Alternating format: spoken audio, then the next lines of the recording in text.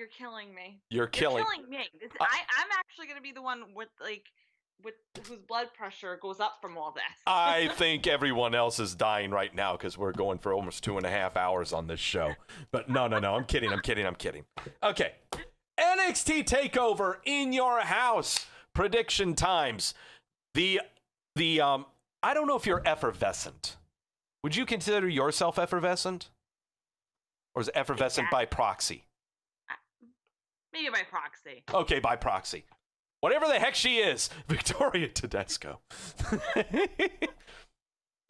Victoria Tedesco, co-host of the Post-Raw Recaps with Wrestleview on the YouTube channel, is going to be predicting the 5 matches for NXT TakeOver in your house. For those of you that are regular viewers, this is what we do. And when we do predictions, we will occasionally make locks because we are so confident in these picks. If one of those lock predictions is wrong, I take a shot of the Luna Azul Blanco tequila. That is when I get the prediction wrong. I sucked at making predictions last time. Money in the Bank's pay-per-view of 8 matches. In my fury, I locked all of them because I couldn't figure out how my technology works. I paid the price. I went 4-4. And so Sunday nights were very rough for me. So I thought, Victoria on her show said that she and I had to talk about predictions because she did this once before. But I think she did this a lot better than I did. So Victoria Tedesco will now be picking the 5 matches for NXT TakeOver in your house, and all of them will be locks. Pray. Can we not do this? Can I surrender?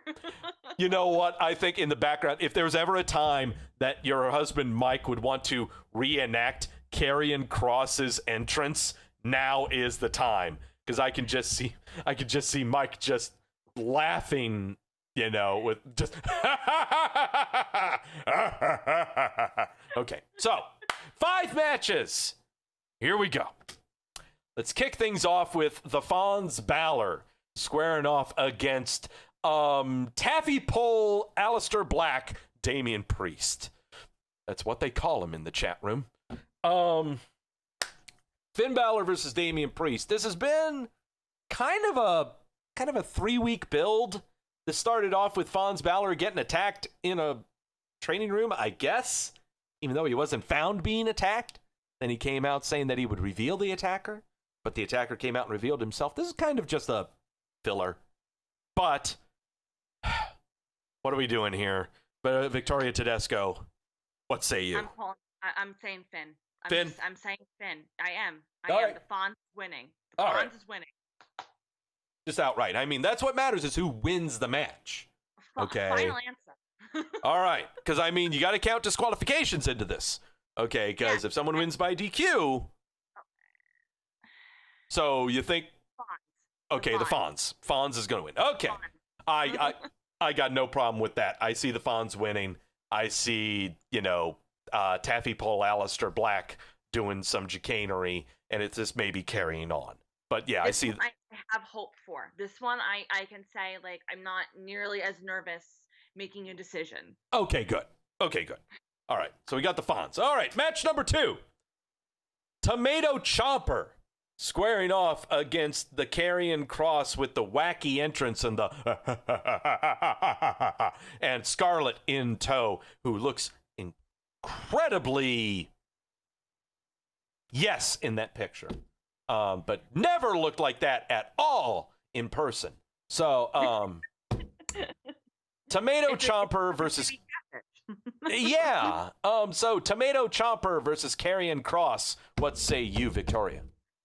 I'm going to say Kross, and I'll tell you why. Okay. I just feel like there's so much that they're putting into him that, between the entrance and everything else and having these squash matches, I feel like you're supposed to think he's important. Mm-hmm. So the value of the importance on him, and I don't think they're going to humble him. I think they're actually going to make it even more so a thing where he wins because just to establish him a little bit more. Do you see this clean? I mean, it's already locked. You got him winning. Okay, now we're just okay. No, I don't see it being clean. So you can kind of see Ciampa slugging him with a chair. Something to that You see effect, Cross maybe hugging the ropes. Yep. There's got to be some sort of like interference. Okay. Being used. Definitely. Okay. I don't see it being clean. No, I totally get that. No, I totally go with that because I cannot see Tomato Ciampa winning after all the big to-do that they've been making with Cross. This has been a 10-week odyssey for Cross for this match. Okay, through the build-ups, for the vignettes, the montages, and everything. This is 2.5 months to build up to this. So, exactly. So if he doesn't win, like that, oh God. Okay. That's going to be a tough shot to take. Yes. Keith Lee defending the NXT North American title against Johnny Gargano. This is, I'm going to admit, this is a tough one. This is a very tough one. This is a tough one. We know there's going to be action on the outside. We know Mia Yim is going to be in Keith Lee's corner. We know Candice LeRae is going to be in Johnny Gargano's corner. We know that other people have been involved in this thing, like a Tegan Knox. We also know that some people may not like Keith Lee that might show up. This is a schmoz and a half that can happen. Okay. Yeah. I have a theory. Okay. Keith Lee, and I'll tell you why again. Okay. Because from what I've heard in like reports, right? Vince McMahon is a big Keith Lee person. Oh, so sure. If you are somebody, if you're on Vince McMahon's side, even though he kind of leads NXT to Triple H, he still obviously oversees certain things in certain aspects. Sure. But if you have McMahon behind you, you kind of have a little bit more of a push. You got some tailwind. So I would say Keith Lee. Okay. But I don't feel as confident as my other two picks. So this, I can totally see Gargano as well, but I'm just gonna go with Keith Lee. I gotta go with Keith Lee on this one. Only there's gonna be so much stuff happening on the outside. Okay. Yeah. So much stuff is gonna be happening that a DQ is going to happen of some kind. But the weird thing is that NXT matches never end in DQs. They always go clean.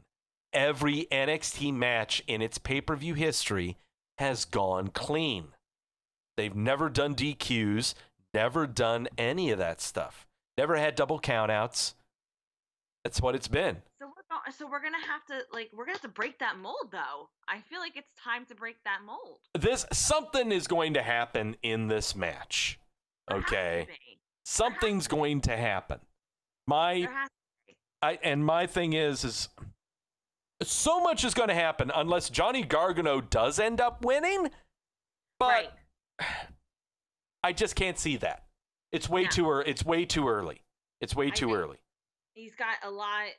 He's established. Keith Lee, you have to keep that momentum going. And besides, I'm building him up to be NXT champion come WrestleMania time. Oh, I can see that for sure. Yeah, I see Keith Lee being NXT champion by WrestleMania time. Yes.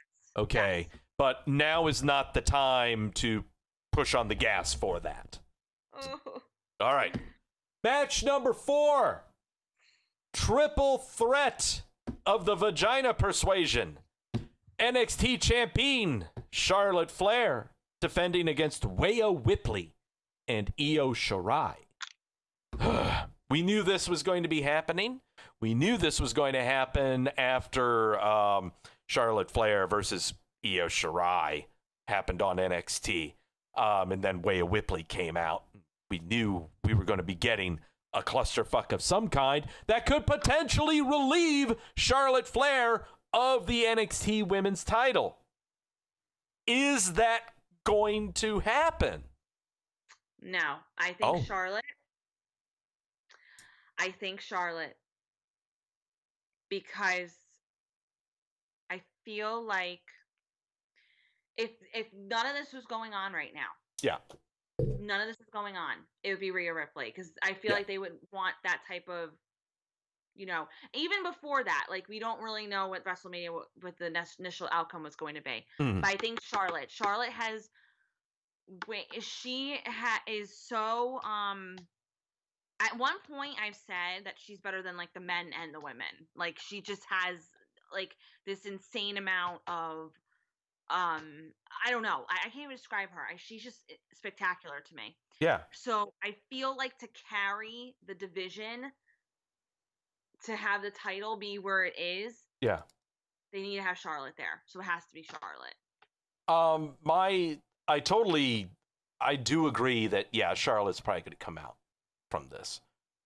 My only thing is, I don't know what the future of the women's division in total throughout the entire WWE is right now. There are humongous question marks going on throughout all of the women's divisions, throughout all 3 television shows, Raw, SmackDown, and NXT. Raw right now is in limbo. Yes. We have no idea what's going on over there. We just know Asuka has the title, and we got no problem hearing Asuka yell gibberish.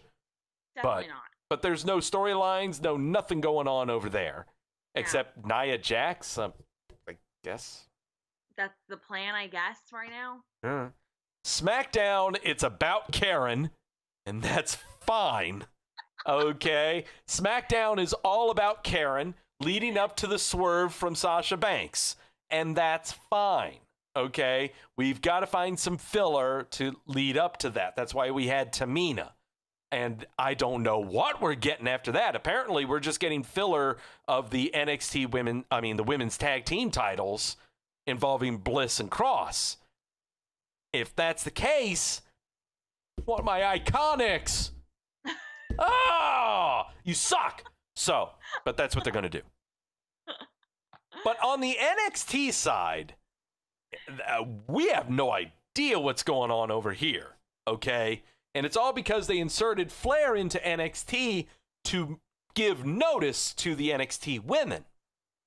Problem is, there's not a whole lot to notice. Rhea Ripley, I'm just going to name names. I'm naming names. Rhea Ripley, Io Shirai, Xia Li, Chelsea Green, Aaliyah, Vanessa Bourne. Anyone else that I'm missing? Who's that? Tegan Nox, Dakota Kai, Raquel Gonzalez, Shotzi Blackheart. I've just named the entire NXT women's roster. Right there. But my fear is, though, and with Charlotte winning, I just feel like if she I feel like what they're falling into is relying on somebody from the main roster to carry a division. Right. I'm not saying you shouldn't have people encourage other people and build up other stars down there. You definitely need that. And, having her there is also, it is a benefit for sure. Yeah.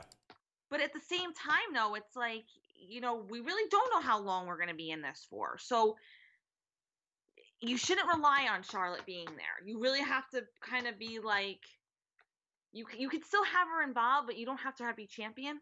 Right. I just feel like that's what they're doing right now. They know that she's charismatic and she's making the belt look good. So here we are. Yeah. We're stuck between a rock and a hard place. Yeah. Is what it is. Exactly. And the only way that this can change is, first off, you got to protect Flair, so she's going to lose it in a clusterfuck whenever that happens. Yeah, exactly. Whenever that happens, and you do that reliant upon you have adequate talent enough to be able to do that. I really have a feeling it's going to come to a point where they don't care. Yeah. It's going to come to a point they don't care, and someone is just going to get it without a story to back them up. And you're just going to be left with, I'm throwing name out there. Here's Tegan Nox, your new NXT Women's Champion. I mean, ideally, it should be, Rhea Ripley, because she was the one initially WrestleMania and everything else. And yeah, you can argue that she had lost her opportunity, but at the same time, though, she was that next person. So obviously, if all were to kind of go into place, it should be her. It should be. Doesn't work that way in WWE though. So yeah, I'm for one again. I agree. Yeah, Flair's going to win it, but for the love of God, it's looking pretty bad over there in NXT on the women's side. Finally, cinematic match between Adam Cole defending the NXT title against Velveteen Dream. This is a cinematic match where William Regal will determine the place and the time for the defense of this title. I'm sure this will be revealed on Wednesday's episode of NXT this week. I would have to assume. May I suggest what I would have this cinematic match be? First, where would I have it? How would I have this? Tomato Ciampa and Johnny Gargano had it in a random warehouse of some kind, and they fought on top of a bus and they're on bleachers, and it was like an empty arena. It looked, nah. This is Velveteen Dream, goddammit. You know where we're going to have this?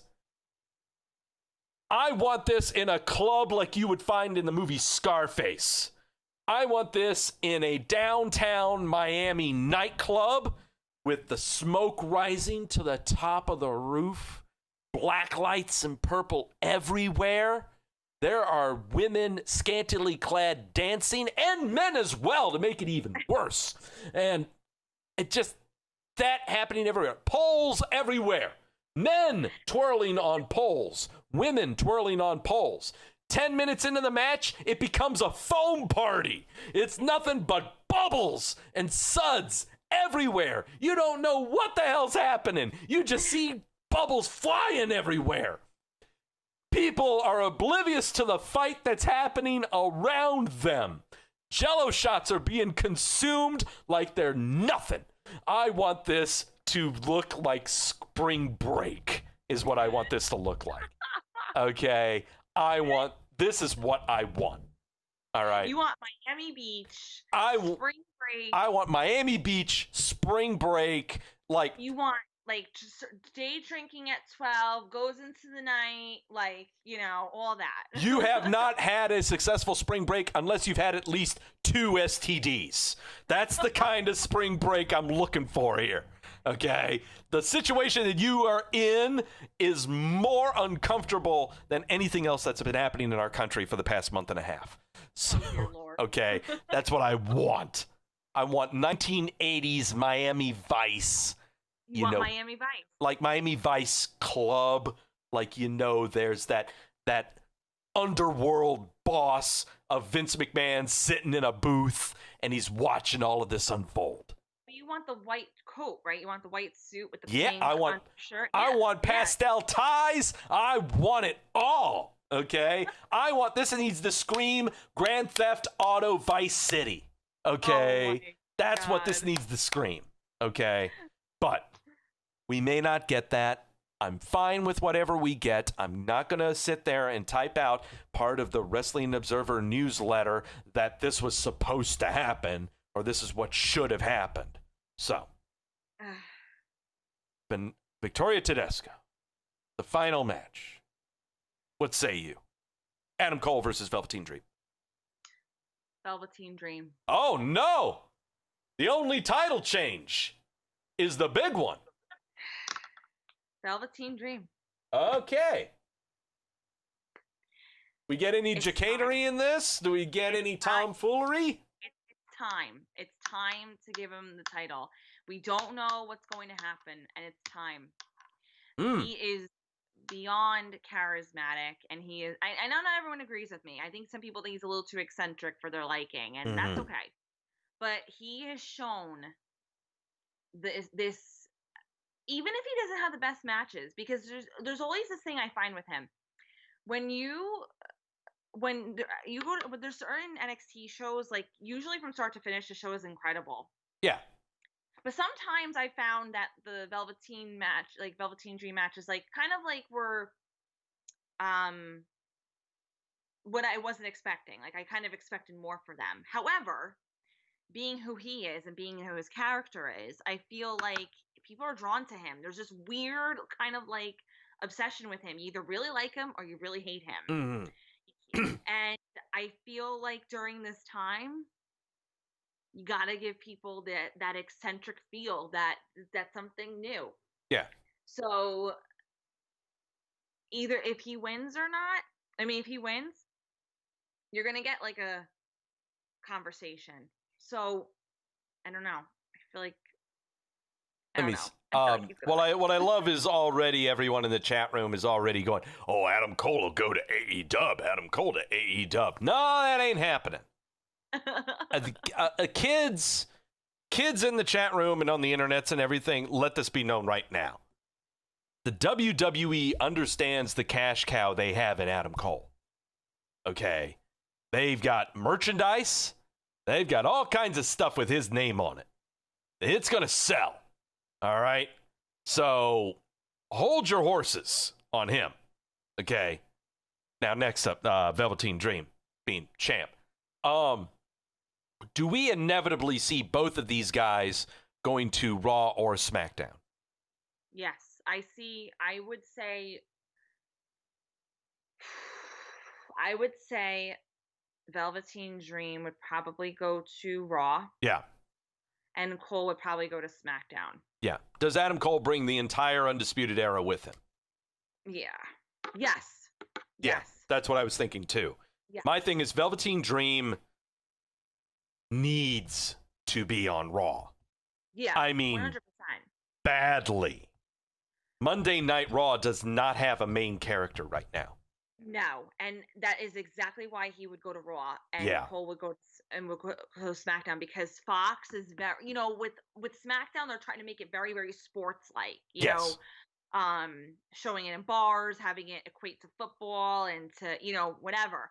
But when with Raw, you want character. You're not looking so much into the technical wrestling, athleticism type thing. Not to say that he's not athletic, I'm not saying that, but you want more story. Yes. Raw is always like, you want more story. So let me see. The audience that Fox brings in can react better to Undisputed Era than they can to Velveteen Dream. 100%. Okay. Undisputed Era is a group of 4 assholes. Yep. That do what they want, period. It doesn't matter what they do in the ring. It doesn't matter how technical they are, whatever the frick that tequila sunrise thingy is that Adam Cole does when he leaps off the second rope and he does a flippy dippy shitty pile driver. No, it doesn't matter what they do in the ring. They're 4 assholes. That's what they are. Yep. Velveteen Dream makes people feel uncomfortable. It does, and I don't think you want that for your SmackDown crowd. No. No, so you slap him on Monday Night Raw. He is built for Monday Night Raw. He is built for Monday Night Raw. So, and when is all this happening? Who knows? Okay, we're not going to sit here and put a timetable on it or anything like that. I see Velveteen Dream going over to Monday Night Raw after WrestleMania, but we're not doing any predictions like that. No. Or at all. No. Undisputed Era next year's SummerSlam. I would never do something like that. Okay? Because I don't have the sources or the confidence for any of that. Okay? No. None at all. Keith Lee main eventing at WrestleMania 39. So no, I'm not.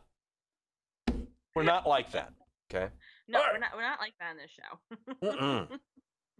Not at all. So there's your picks. There's your locks. You didn't hear them from me because I don't know shit about professional wrestling. Victoria Tedesco knows shit about professional wrestling. I never said that, though. I never said that.